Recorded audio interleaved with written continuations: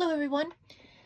Today we are going to be working on the August 2024 Regents exam from New York State Algebra. And we're going to be doing problems numbers 1 through 8 in this video. If you need other problems, check out the my YouTube channel and see if there's any other videos available to help you out. But this video is going to be for August 2024, numbers 1 through 8. Okay, that takes us through 2 pages. And here we go. Just fix these up. All right, question number 1. What is the correct factorization? Okay, this means that we are going to factor. And if I look at my 4 choices, it's pretty clear that we're doing that into the 2 parentheses. So I'm going to take this problem over here. Okay, so I can show you what exactly is going to go on. So this is x squared plus 4x minus 12, and I need my 2 parentheses. All right, so I'm looking for a number that is going to multiply to give me 12 and either add or subtract to give me positive 4. Okay, so first we're going to worry about that 12. So over here, I'm going to list the factors or numbers that multiply to give me positive 12 or negative 12. 12 is 12.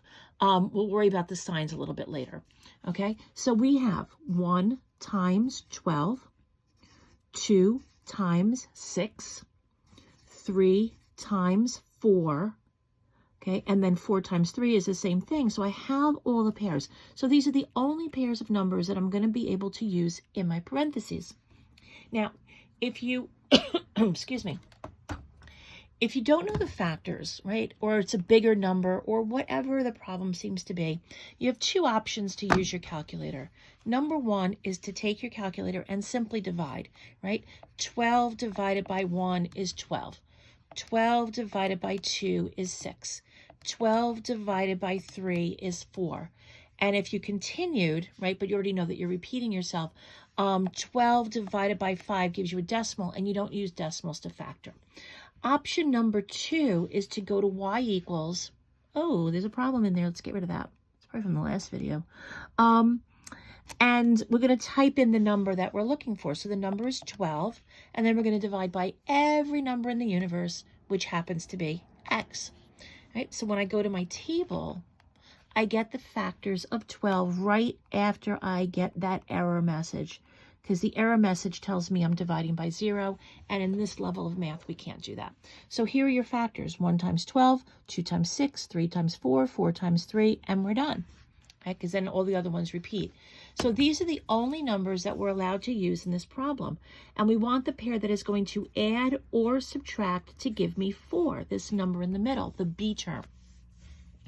So we can go 1 times 12 is 13, 12 minus 1 is 11.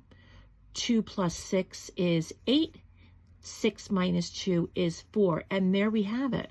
Right? There we have the numbers, but we're going to check, right? 3 plus 4 is 7, 4 minus 3 is 1. So we want the pair that's going to give us the 4. So I come over here and I do my x and my x, because x times x is x squared.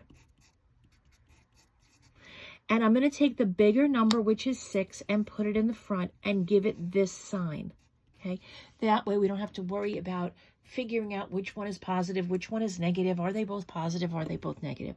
That means the smaller number 2 goes in the back, and the minus tells me it's going to be a minus. Not because that one's a minus, but because a positive 6 multiplied by a negative 2 will give me that negative 12. It has to be a positive times a negative.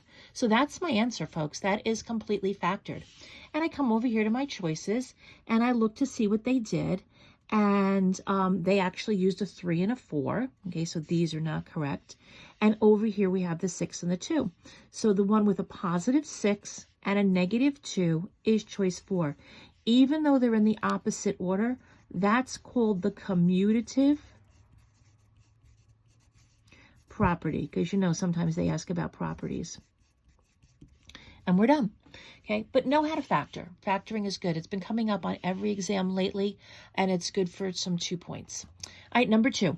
Which situation can be modeled by a linear function? Okay, so I'm going to come over here and give you some good notes. In a linear function, okay, we are either adding or subtracting. Now the difference, the other one, right, that's not linear, that usually come up in these questions, is exponential. And in an exponential function, you are either multiplying, you are dividing, or you are doing some sort of percent. So if you can remember these also come up very frequently in these tests. So here we go. Which situation can be modeled by a linear function? We're looking for addition or subtraction. A printer can page one page every 3 seconds. Plus 3, plus 3, plus 3, plus 3. That looks good. A bank account earns 0.5, half a percent. Well, a percent is definitely an exponential problem. The number of cells in an organism doubles. Doubles is times 2. That's definitely exponential. And the attendance at a professional sports team decreases by 1.5. That's a percent. That's also exponential. So exponential, exponential, exponential, linear because it's plus 3. And that's choice 1. Okay, number 3. Which expression is equivalent? Equivalent means which one is equal to this algebraic expression. So the first thing I'm going to do is look and see that I have this 3 that needs to be distributed. And then I have this negative, which is really a negative 1, which is going to be distributed and distributed and distributed. And then we're going to combine like terms. Okay? So over here in my workspace, I'm going to distribute the 3. And I'm going to get 3 times x squared, which is 3x squared.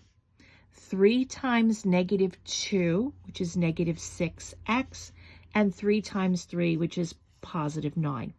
Then I'm going to do the subtraction, which means I'm subtracting every term, distributing by that negative 1. So negative 1 times 4 is negative 4x squared. Negative 1 times 3 is negative 3x. And negative 1 times negative 1, a negative times a negative gives us a positive 1. And then we combine. Now, the nice thing about these questions is if you kind of don't know how to do this part, or you're not good with the negatives and the positives, all right, sometimes you can get the answer by just doing one part of the question, and that's what I see here, right? 9 plus 1, we all know, is 10. So when I come over to my choices, the only one that has a 10 is choice 4, okay? But let's do the rest. 3 minus 4 is negative 1. X squared stays the same. Negative 6 minus 3 is negative 9, and the x stays the same. Does it match? It certainly does. Negative 1x squared, right? That's the same without the invisible 1. Negative 9x and plus 10. My answer is choice 4. Okay, moving on to question number 4. Okay, at Adeline's first birthday party, each guest brought $1 in coins for her piggy bank. Guests brought nickels. I'm going to use N for nickels. Dimes, I'm going to use D for dimes. And quarters, I'm going to use Q for quarters. Okay.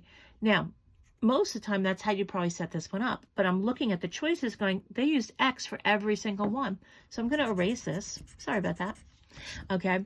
And there's a total of $28. Okay. So 28, 28, 28, 28.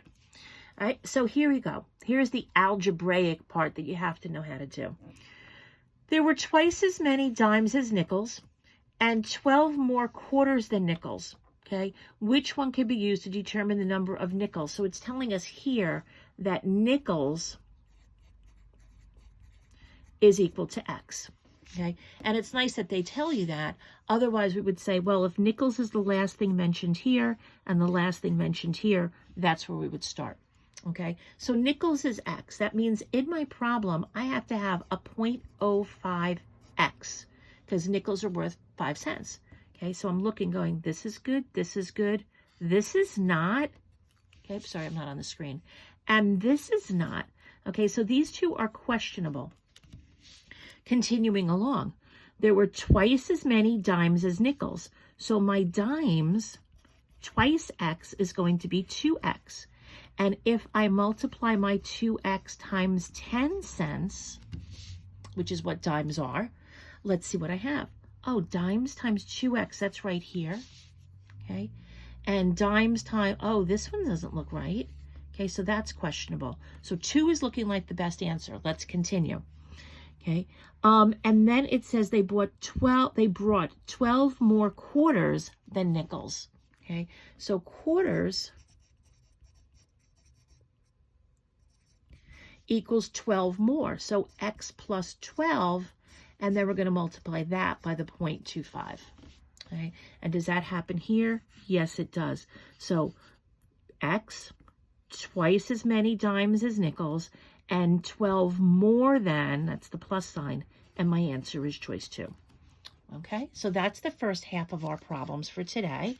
I'm going to flip the page, and we're going to continue with the last couple questions. Okay, alrighty, number 5. Vocabulary, vocabulary, vocabulary. A student creates a 4th degree trinomial. Okay, a trinomial means that we have 3 terms. So I'm going to look at my multiple choice. Do I have any that do not have 3 terms? Sometimes that happens. 1, 2, 3, 1, 2, 3, 1, 2, 3, 1, 2, 3. All right, they all have 3 terms. But a 4th degree trinomial means that my biggest exponent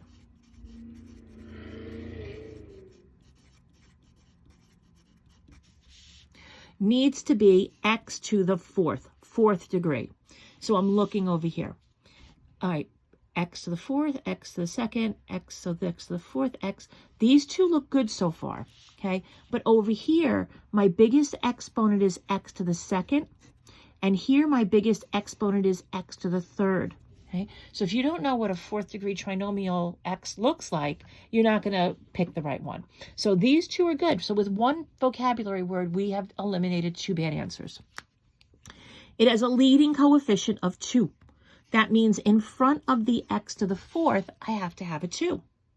Okay, I have a 2, I have a 2. All right, it is what it is. But if you also knew that it was the leading coefficient, you would eliminate these 2 answers again because those 4s are not 2s. Okay, and a constant value of 5. A constant means that this is the number without a variable. There is no changing that 5. It's going to be 5 today, 5 tomorrow, 5 next week, 5 on the day of your regents, and 5 until, the rest of time. So just a 5, that's a constant value. And let's see what we have over here. This one has a 5. This one has a 3. Don't pick 2. Know your vocabulary. Okay, number 1, pretty easy. Number 6, when solving the equation 4x squared minus 16, Laura wrote 4x squared equals 16, okay, as her first step. Which property justifies Laura's first step? So she did this. She went from 4x squared minus 16 equals 0 to this step. And what did she do? She added 16 to both sides of her equation. And she got 4x squared, this cancels, equals 16. So what did she do? She added. Let's see what the properties are. Distributive property. Well, I'm kind of hoping you remember the distributive property is what we did here, right? Distribute, distribute, distribute. So that's not what we did on this question, not distributive property. Multiplication property of equality is when we multiply both sides by the same number. Commutative property, well, we talked about that too. Look at that. We talked about that on question 1. The commutative property is when I can change the order and still come out with the same answer. So it's not the commutative property, not the multiplication property. It is the addition property of equality where we can add the same number to both sides and keep the equation balanced. Choice 4. Know your properties. Number 7, which expression represents an irrational number or results in an irrational number? And an irrational number, by definition, cannot be written as a fraction. Okay, so what do we have? Square root. Now, this is a totally calculatable problem, right? If you don't know how to work with radicals or you don't remember your perfect squares, this can be totally done in your calculator. Just be careful, right? Square root of 3 times square root of 3 is a square root of 9. Square root of 9 is equal to 3. 3 can be written as a fraction. This number is rational, okay? A fraction plus a fraction is going to give you another fraction Okay, we could figure that out, but we should know that a fraction plus a fraction gives me another fraction. Therefore, this one is rational. Okay. 5 times the square root of 81. The square root of 81 is 9, so 5 times 9 is 45. 45 over 1 is rational, so it's not going to be choice 3. But the square root of 3,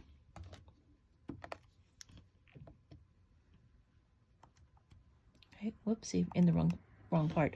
The square root of 3, second, x squared 3. Okay, step out of that radical, and we get this number, 1.73. And it goes on and on and on. There's no pattern, there's no repetition. And if I use my calculator to do math, and then option 1 is frac, enter, enter, it's not changing into a fraction. So no matter what I add to it, okay, this is always going to be an irrational number. Okay. All right, last one for this video. Sorry, it's a little long, but it's about 2 minutes per problem. Okay. Which equation has the same solutions as this? Okay. Now, normally we could factor, right? That's how we find the solutions. We can use our calculator. Okay. But if I'm looking at these choices, these are set up as completing the square. All right. So I'm going to do this as completing the square. It's a good procedure to know how to do. So therefore, I'm going to show you how to do it. Okay. X squared plus 6x plus the square. That's how we set the problem up. Okay. The negative 18 needs to come over here. And it becomes positive 18 because we added it to both sides. Plus the perfect square. Now, what goes in the box? I'm going to take this b term, right? This is a, this is b, this is going to be my new c. I'm going to take this b term of 6, and I'm going to do 2 things. I'm going to divide it by 2 to get 3, and then I'm going to take that 3 and I'm going to square it to get 9. And I'm going to add that 9 to both sides. Now, first thing I'm going to do is add 18 plus 9, and I'm going to get 27, okay? Because if I come over to my choices, this is not a 27, and this is not a 27. So 2 answers are wrong right off the bat. So if that's all you know how to do, you now have a 50-50 shot, but we're going to continue. When I factor this, this is going to become x and x, and the pattern is what multiplies to give me 9, 1 times 9, 3 times 3, okay? And which pair is going to add up to 6? It's the 3 and the 3, and it's always going to be whatever this sign is, x plus 3, which we can write as x plus 3 to the second power because there's 2 of them, okay? This is not correct, but this one is, all right? So for 16 points, we just went through 8 questions. Study. There's lots to be learned here, lots to be reviewed here, and good luck on your Regents. Okay, take care. Bye-bye.